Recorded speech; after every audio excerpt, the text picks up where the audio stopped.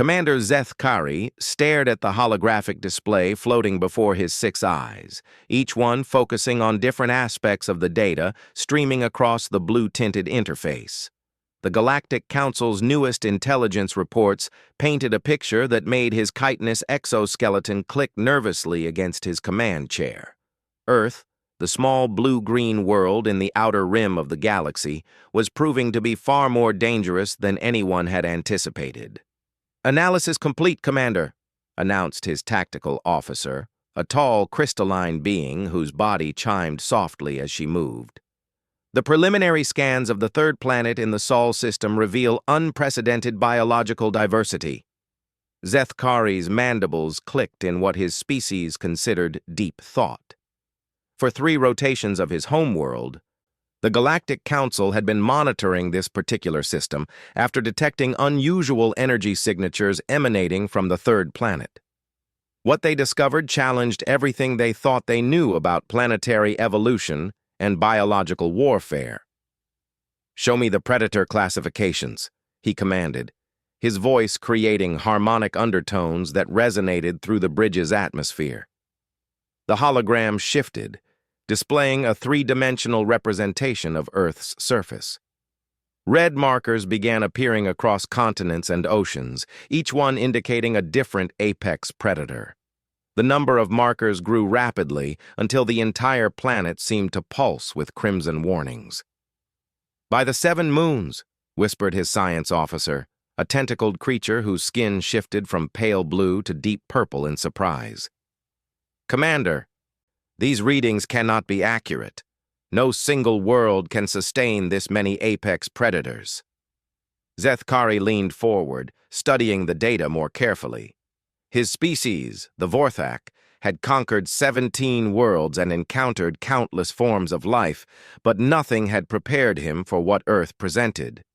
Each red marker represented a creature capable of killing and consuming other life forms with remarkable efficiency. "Focus on the oceanic predators first," he ordered. The display zoomed into Earth's vast blue oceans. Immediately, massive shapes began materializing in the hologram. Great white sharks, their sleek forms cutting through virtual water with terrifying grace. Orcas, working together in coordinated hunting pods. Giant squids, their tentacles capable of crushing vessels the size of Galactic Council scout ships. "These ocean dwellers," the science officer reported, his voice trembling slightly, "demonstrate hunting strategies that rival our most advanced military tacticians. This creature, called a great white shark, can detect a single drop of blood from 5 kilometers away. Its bite force exceeds the crushing power of our heavy assault mechs." But it was the data on orcas that truly unsettled the bridge crew. The tactical display showed recordings of these creatures hunting in perfect coordination, using complex strategies that adapted in real time to their prey's movements. They taught their young these techniques, passing down knowledge through generations like a military academy. "Commander," the communications officer called out, her multiple arms working frantically across her control panel. "I'm receiving priority transmissions from Survey Fleet Delta. They're requesting immediate extraction from the Sol system." Zethkari's eyes narrowed. Survey Fleet Delta consisted of his most experienced scouts, veterans of dozens of planetary assessments. For them to request extraction meant they had encountered something truly extraordinary. "Put them through," he commanded. The main screen flickered, revealing the stressed features of Captain Yelandra, her usually pristine uniform torn and stained. Behind her, the bridge of her vessel showed signs of recent damage. "Commander Zethkari," she began, her voice tight with barely controlled fear. "We need to evacuate immediately. The creatures on this planet, they're unlike anything in our databases." "Report, Captain," Zethkari ordered, though something in her tone made his exoskeleton vibrate with unease. "We attempted a routine biological sampling mission in one of Earth's polar regions. Our stealth shuttles landed on what the inhabitants call Antarctica. Within minutes, we were surrounded by massive predators they call leopard seals. These creatures, Commander, they hunt our shuttles like prey." The screen split, showing grainy footage from the survey mission. Zethkari watched in growing horror as sleek, spotted creatures burst from icy waters, their massive jaws capable of crushing the reinforced hulls of Galactic Council vessels. But what disturbed him most was the intelligence in their hunting behavior. They worked together, herding the shuttles like livestock. "That's not the worst of it," Captain Yalandra continued. "We detected massive life forms beneath the ice, creatures the locals call colossal squids, with tentacles longer than our largest battle cruisers. They seem to view our ships as potential prey." Zethkari felt his confidence wavering. His species had built their empire on superior technology and careful military planning, but Earth presented challenges that technology alone might not overcome. These weren't just animals. They were living weapons forged by millions of years of evolutionary warfare. "What about the land masses?" he asked, though part of him dreaded the answer. The display shifted to show Earth's continents. New markers appeared, representing terrestrial predators that defied logical classification, bears capable of running faster than most Galactic Council ground vehicles. Big cats that could leap incredible distances and tear through armor plating with natural claws. Wolves that hunted in packs with tactical precision that impressed even veteran military strategists. "Focus on this region," the science officer announced, highlighting what Earth's inhabitants called Africa. "The biodiversity here exceeds theoretical maximums for sustainable ecosystems." The hologram revealed a continent teeming with creatures that seemed designed for warfare. Elephants whose size and strength rivaled heavy tanks, moving in coordinated herds. Rhinoceros with natural armor and charging capabilities that could breach fortified positions. Lions working together in pride formations that demonstrated military-level coordination. But it was the smaller predators that truly alarmed the bridge crew. Creatures called honey badgers, seemingly indestructible and absolutely fearless, capable of fighting animals 10 times their size. African wild dogs, whose pack hunting strategies showed tactical brilliance that put most Galactic Council battle plans to shame. "Commander," the tactical officer announced, her crystalline form chiming with agitation. "I'm detecting apex predators in every single biome.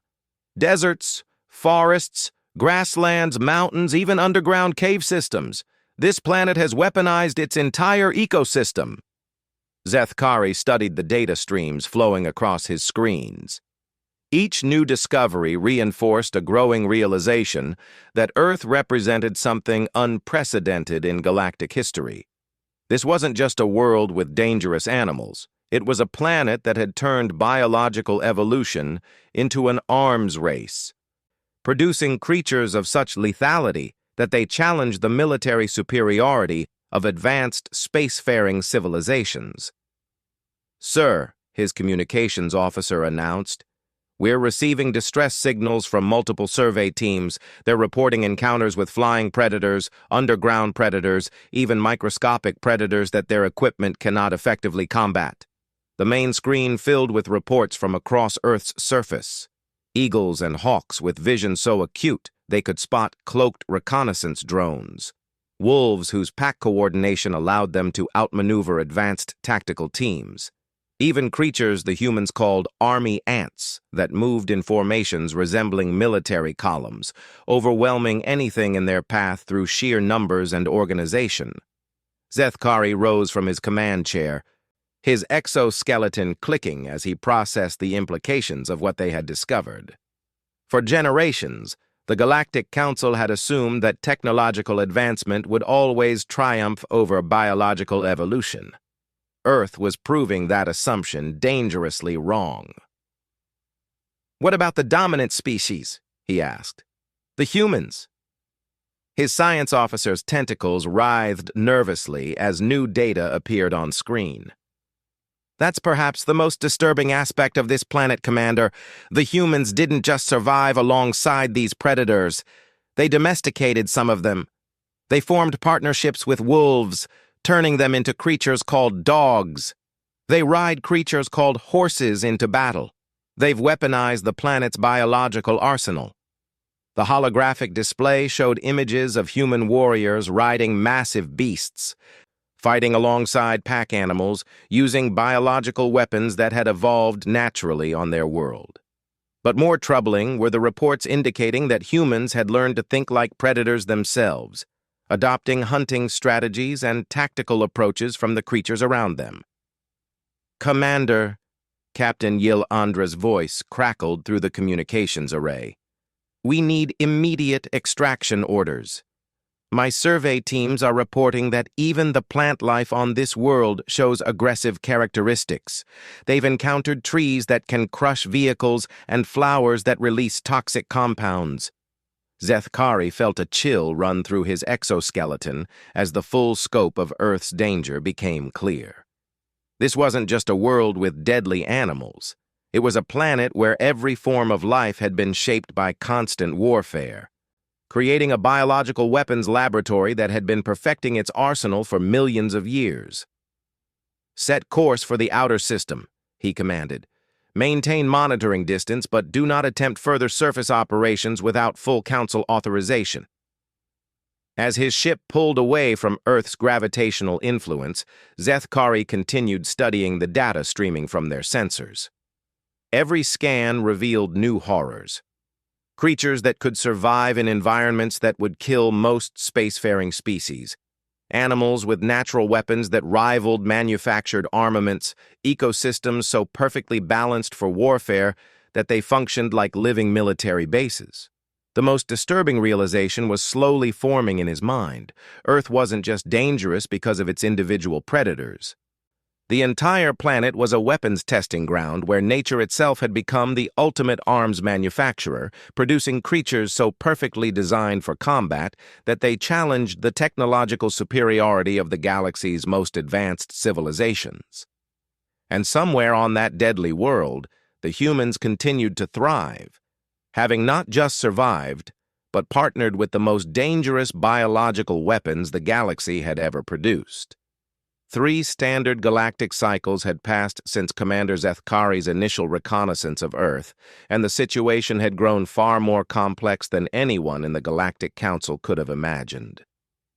The emergency session convened in the great crystal chambers of Nexus Prime brought together representatives from 43 different species, each one studying the mounting evidence that Earth represented a threat unlike anything they had ever encountered.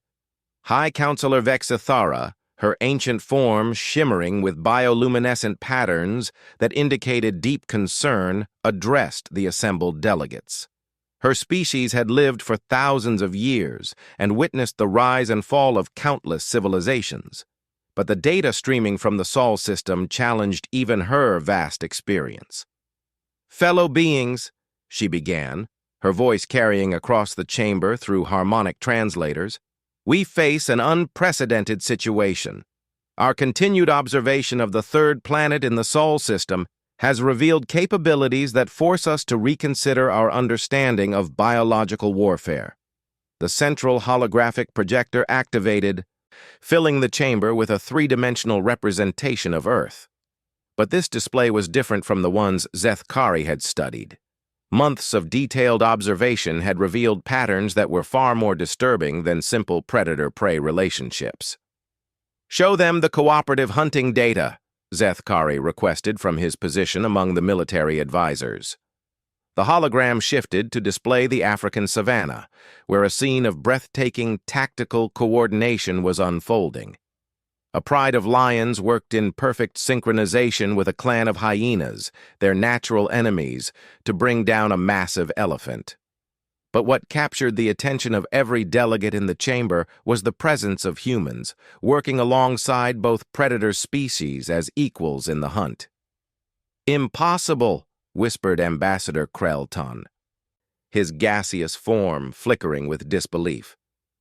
"No species forms cooperative hunting partnerships with natural predators. The evolutionary disadvantages would be catastrophic." But the evidence continued to mount.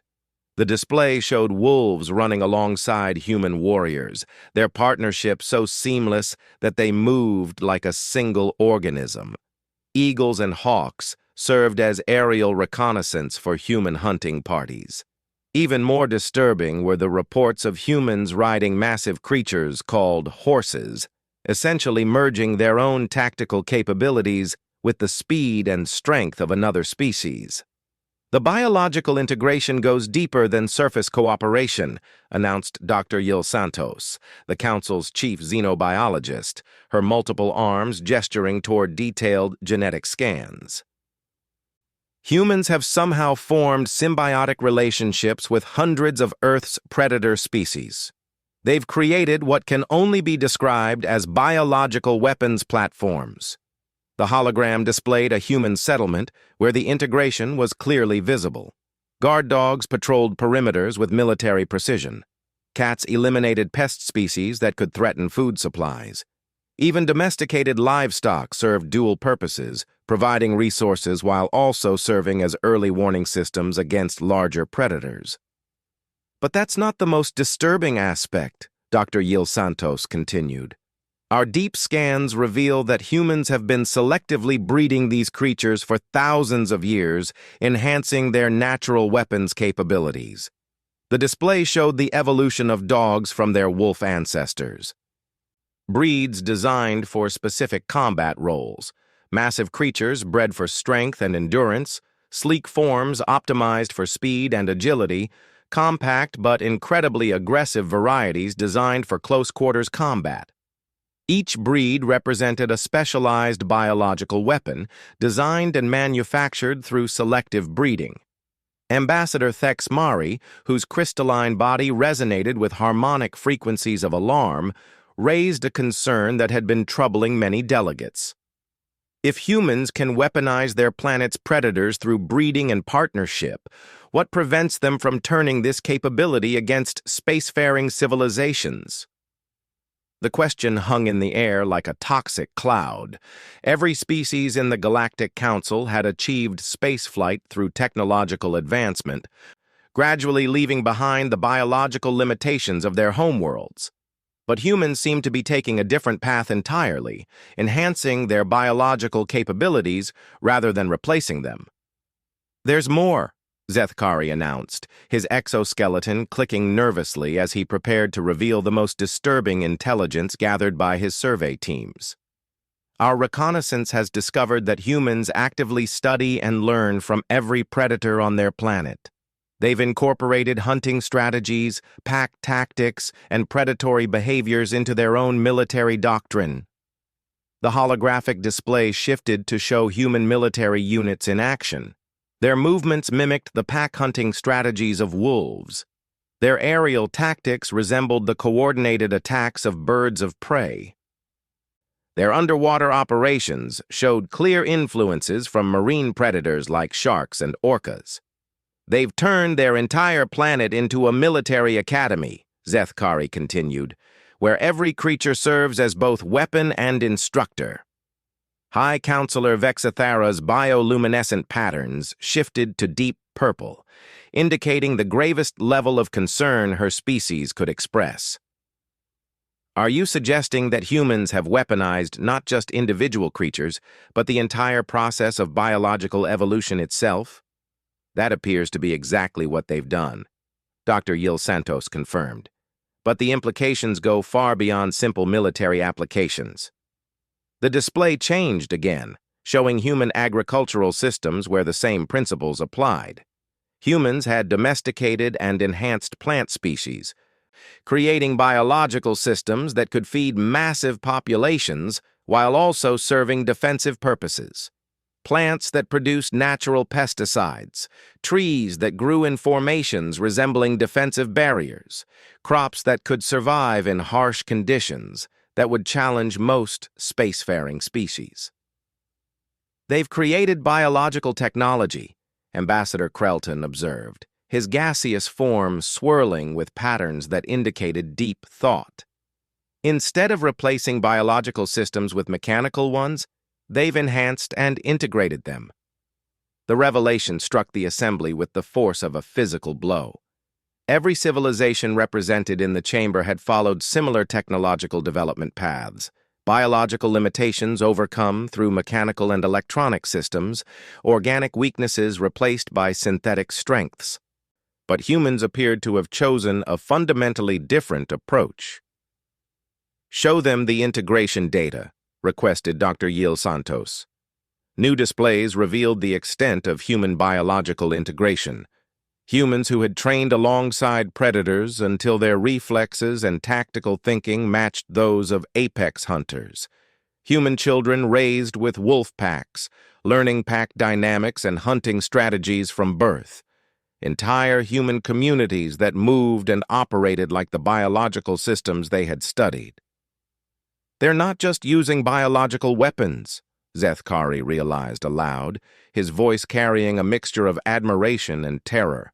"They're becoming biological weapons themselves." The chamber fell silent as the implications became clear. Humans weren't just another spacefaring species that happened to come from a dangerous planet. They were a species that had turned biological warfare into an art form, creating living weapon systems that could adapt, evolve, and improve in real time. "There's one more thing," Dr. Yil Santos announced, her voice barely above a whisper. "Our long-range sensors have detected human expansion beyond their homeworld." The hologram expanded to show the entire Sol system. Small but growing settlements appeared on Mars, showing the same biological integration principles being applied to planetary terraforming. Even more disturbing were the signs that humans were beginning to adapt Earth's predatory species to extraterrestrial environments. "They're spreading their biological weapons technology throughout their system," Ambassador Thexmari observed, his crystalline form resonating with frequencies of alarm that filled the chamber with harmonious warnings. "And if they achieve interstellar travel capability," High Counselor Vexthera added, "they'll bring their living arsenal with them to every world they encounter." The assembled delegates began to understand the true scope of the threat Earth represented. This wasn't just a dangerous planet to be avoided or conquered. This was a world that had produced a species capable of turning any environment into a biological weapons laboratory, creating living systems that could adapt and evolve to overcome technological advantages. "What are our options?" asked Ambassador Krelton, though his tone suggested he feared the answer. "Traditional military intervention appears inadvisable," Zethkari admitted. "Our war games indicate that human biological weapons would adapt to our tactics faster than we could develop countermeasures. They've essentially created a military system based on evolution itself." "Diplomatic contact?" suggested Ambassador Thexmari. "Potentially catastrophic," Dr. Yil Santos replied. "If humans apply their biological integration principles to alien technology and biology, they could rapidly develop capabilities that exceed our own." The chamber filled with the sounds of dozens of different species expressing distress in their unique ways. Harmonic wails, chromatic shifts, gaseous fluctuations, and crystalline resonances created a symphony of galactic concern. High Counselor Vexthera's ancient wisdom guided her to a conclusion that chilled every delegate present. "We're not dealing with a standard pre-contact civilization. We're dealing with a species that has weaponized the very concept of biological evolution. They've turned their homeworld into something that challenges our fundamental understanding of military capability." "What do we do?" Ambassador Krelton asked, voicing the question that haunted every mind in the chamber. "We watch," Vexthera decided. "We observe. We learn. And we prepare for the possibility that when humans finally reach the stars, they'll bring weapons we've never imagined and can't defend against." As the emergency session concluded, each delegate left with the same disturbing realization. Earth had produced a species that didn't just use biological weapons, but had become biological weapons themselves, creating a living arsenal that could adapt, evolve, and overcome any challenge the galaxy might present. The day the Galactic Council had dreaded for 5 standard cycles finally arrived, when the deep space monitoring stations detected the unmistakable signature of humanity's first faster-than-light vessel emerging from the Sol system. Emergency protocols activated across 43 member worlds as the reality of human interstellar capability transformed from distant threat to immediate concern. Admiral Sarah Chen stood on the bridge of the UES Apex Predator, humanity's first starship designed specifically for interstellar exploration. Unlike the sleek, sterile vessels favored by other spacefaring civilizations, her ship bore the unmistakable characteristics that had made Earth so terrifying to galactic observers. Bio-integrated systems pulsed with organic rhythms, living components that could adapt and evolve in real time to meet changing conditions. "Admiral," called out Lieutenant Rodriguez from the communications station, his voice carrying the excitement of someone witnessing history, "we're receiving what appears to be a structured transmission on multiple frequencies. Universal Translator is working on it now." Sarah nodded, her enhanced reflexes and heightened senses the result of decades spent training alongside Earth's apex predators. Like many of humanity's deep space explorers, she had undergone biological integration training that allowed her to think and react with the combined strengths of human intelligence and predatory instinct. "Put it through," she commanded, while her tactical awareness, learned from studying wolfpack dynamics, automatically assessed potential threat vectors throughout the bridge. The main screen flickered to life, revealing the crystalline form of Ambassador Thex Mari, speaking from what appeared to be a hastily assembled diplomatic vessel. Behind him, Sarah could see representatives from multiple alien species, their body language clearly indicating high stress levels despite their non-human forms. "Greetings, beings of the Sol system," Thex Mari began, his harmonic voice carrying undertones that Sarah's enhanced hearing could detect were meant to convey peaceful intentions. "I am Ambassador Thex Mari of the Galactic Council, speaking on behalf of 43 member civilizations." Sarah exchanged glances with her crew, each of whom had been selected not just for technical expertise, but for their ability to read situations with predatory precision. Something in the ambassador's tone suggested this wasn't a routine first contact protocol. "I am Admiral Sarah Chen of the United Earth Starfleet," she responded, her voice carrying the calm confidence that came from years of apex predator training. "We're honored by this contact and look forward to establishing diplomatic relations." What Sarah didn't mention was that her ship carried something no other spacefaring vessel in galactic history had ever transported: a fully integrated biological weapon system that included genetically enhanced Earth species adapted for space travel. In the ship's biobays, wolves trained for zero-gravity pack hunting coexisted with eagles modified for vacuum flight operations, while aquatic chambers housed dolphins whose echolocation abilities had been enhanced for deep space navigation. "Admiral Chen," Ambassador Thex Mari continued, and Sarah noticed the slight harmonic tremor that indicated nervousness. "Before we proceed with formal diplomatic protocols, the Galactic Council feels it necessary to discuss certain concerns regarding your species' unique biological integration capabilities." The statement confirmed what human intelligence had suspected for years. Their deep space monitoring stations had detected alien observation posts studying Earth from the outer system. Rather than hiding their biological partnerships, humanity had decided to make them obvious, understanding that their greatest strength lay not in concealing their capabilities, but in demonstrating them. "You've been watching us," Sarah observed, not as an accusation, but as a simple statement of fact. Her predatory instincts, enhanced through years of training with Earth's most successful hunters, had taught her that acknowledging obvious truths often put others at ease. "Yes," Thex Mari admitted, his crystalline form resonating with what Sarah's enhanced hearing identified as relief at her directness. "For over 5 cycles, we have observed your world with growing fascination and concern." Sarah smiled, an expression that her crew knew indicated she was shifting into the tactical mindset that had made her humanity's choice for first contact scenarios. What specifically concerns you? Ambassador? The question clearly caught the alien diplomat off guard.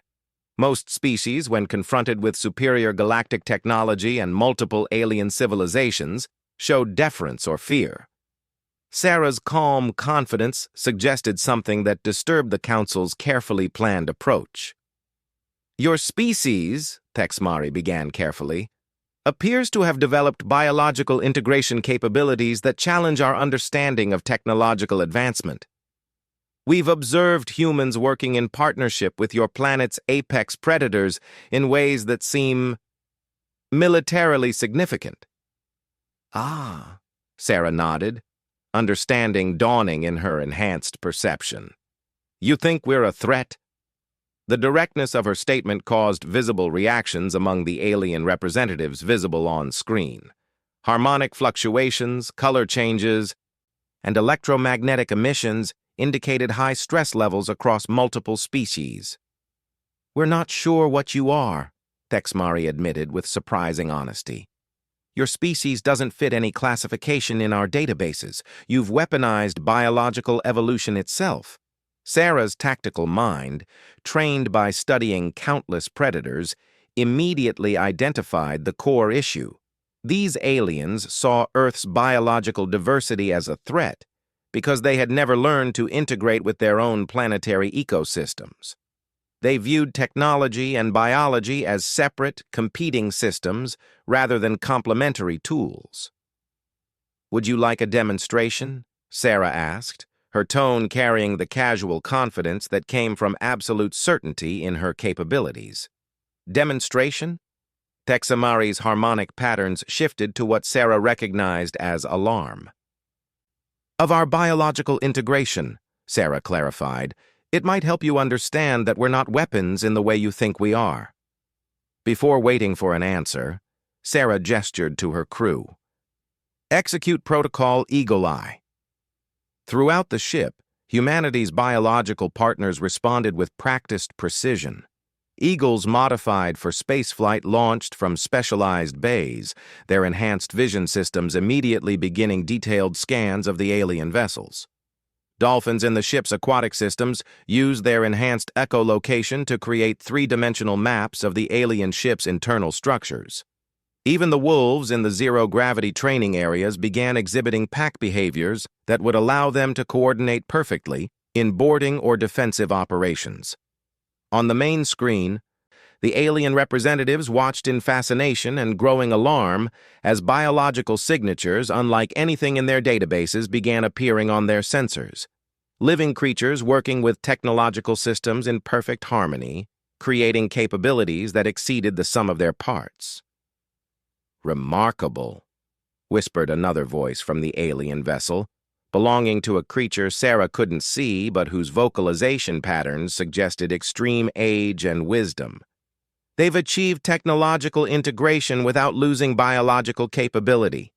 Who was that? Sarah asked, her predatory instincts focusing immediately on the new voice. High Counselor Vexathara, Texmari replied, one of our most experienced leaders. May I speak with her directly? Sarah requested, understanding that dealing with the actual authority figures would be more efficient than working through intermediaries. The screen shifted to reveal an ancient being whose bioluminescent patterns immediately captured Sarah's enhanced visual attention. The patterns were complex, indicating a mind of vast experience and capability. Admiral Chen, Vexathara spoke with the harmonic authority of millennia. Your demonstration has confirmed our deepest concerns and greatest hopes simultaneously. How so? Sarah asked, genuinely curious about the alien perspective. Your species represents something we thought impossible, Vexathara explained. You've maintained and enhanced biological capabilities while achieving technological advancement. Every other spacefaring civilization has had to choose between biological heritage and technological progress. Sarah felt a moment of understanding that transformed her perspective on the situation. You're not afraid we'll conquer you, she realized. You're afraid we'll make you obsolete. The silence that followed her statement spoke volumes. Sarah could see the truth in the electromagnetic and harmonic patterns emanating from the alien vessel. These civilizations had sacrificed their biological heritage to achieve spaceflight, becoming dependent on technology for capabilities that humans had retained through integration. What we've achieved, Sarah continued, her voice taking on the patient tone she used when explaining complex concepts, isn't about creating weapons. It's about creating partnerships. We don't control Earth's predators. We work with them. We don't use biological systems. We integrate with them. But the military implications, Thexmari protested, his harmonics indicating continued concern. Sarah nodded, understanding his perspective. Yes, there are military implications, but there are also exploration implications, scientific implications, and survival implications. Our biological partners don't just make us better fighters, they make us better at everything. To demonstrate, Sarah called up displays showing human colonies on Mars, where Earth species adapted for the environment worked alongside humans to create sustainable settlements. Eagles served as atmospheric monitors, wolves adapted for thin air, provided security and companionship, while modified plant species created closed-loop ecological systems. You've created living starships, Vexithara observed with what Sarah's enhanced perception identified as awe rather than fear. We've created living crews, Sarah corrected. Our ships aren't just vehicles, they're ecosystems. They can adapt, evolve, and repair themselves because they're alive in ways your technology can't replicate. The implications struck the alien observers with visible force. Humans hadn't just brought biological weapons into space. They had brought biological regeneration, adaptation, and evolution. Their vessels could potentially improve themselves, develop new capabilities, and overcome challenges that would cripple purely technological systems. What do you want from the galactic community? Vexithara asked, her bioluminescent patterns indicating she was prepared for a difficult answer. Sarah's response surprised everyone present. To learn. Learn? Thexmari's harmonics shifted to confusion. Every species in your council has developed unique approaches to spaceflight and technology, Sarah explained. We want to understand your methods, integrate your knowledge with our biological systems, and create something new that benefits everyone. The concept clearly challenged the alien representatives' expectations. They had prepared for conquest, demands for territory, or threats of military action. They hadn't prepared for a species that wanted to learn and integrate rather than dominate. You want to form partnerships with us the same way you've partnered with your planet's predators, Vexithara said, understanding dawning in her ancient patterns. Exactly, Sarah confirmed. We've learned that the best way to thrive isn't to eliminate competition, but to find ways to work together that make everyone stronger. High Counselor Vexithara's bioluminescent display shifted to patterns that indicated deep thought and consideration. Admiral Chen, you may have just proposed the most revolutionary change in galactic civilization since the founding of the Council. How so? Sarah asked. For millennia, galactic advancement has been based on technological replacement of biological systems, Vexithara explained. You're suggesting integration instead of replacement, partnership instead of dominance, evolution instead of substitution. Sarah smiled, understanding that humanity's first contact was about to transform not just human civilization, but potentially every spacefaring species in the galaxy. High Counselor, I think this could be the beginning of something unprecedented for all of us.